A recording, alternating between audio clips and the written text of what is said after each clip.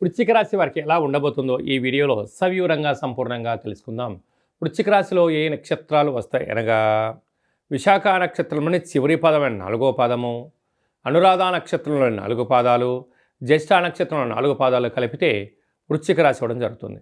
చాలామందికి పుట్టినటువంటి కాల సమయంలో డేటా బర్త్లో లేనటువంటి కారణం వలన పేరు యొక్క మొదటి అక్షరాన్ని అనుసరిస్తూ ఆ రాశిని తెలుసుకునే ప్రయత్నం చేద్దాం.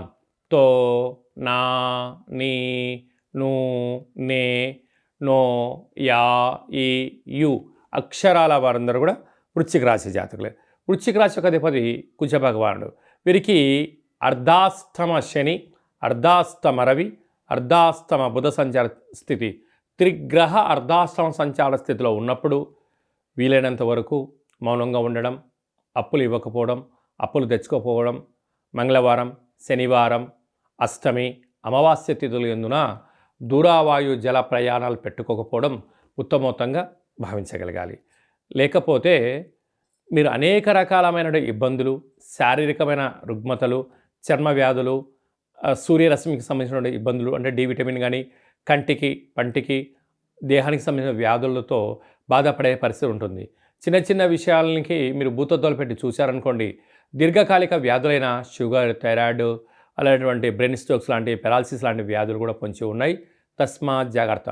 మీరు ఈ వీడియో చూస్తున్నారు అన్నట్లయితే మీరు మహాశివరాత్రి రోజున ఆ భగవంతుడికి, మహాదేవుడికి అభిషేకం చేసే సమయం ఆసన్నమైందని చెప్పి మీరు గుర్తుపెట్టుకోగలగాలి.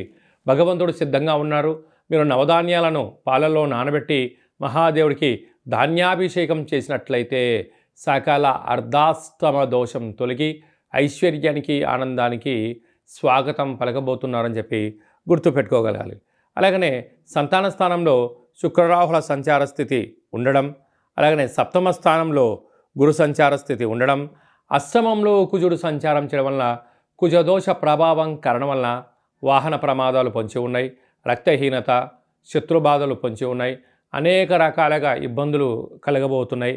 కనుక ఇలాంటి కాల సమయంలో మౌనం, ధ్యానం, ఏకాగ్రత, సూర్య నమస్కారం, దానము, సత్ప్రవర్తన, మెడిటేషను, ఆహార నియమాలు, తొందరపడి ఎవరిని అనకపోవడం, వ్యాపారాల్లో ఒడిదుడుకులకు తావివ్వకపోవడం, వీలైనంత వరకు విషయ పరిజ్ఞానం లేకుండా మాట్లాడకపోవడం, అన్నింటా విజయం. తల్లిదండ్రుల యొక్క సేవ, తల్లిదండ్రుల యొక్క ఆశీస్సులు, సత్ప్రవర్తన ఈ వృశ్చిక రాశి వారికి అన్నింటా ఆనందాన్ని కట్టబెట్టబోతుంది.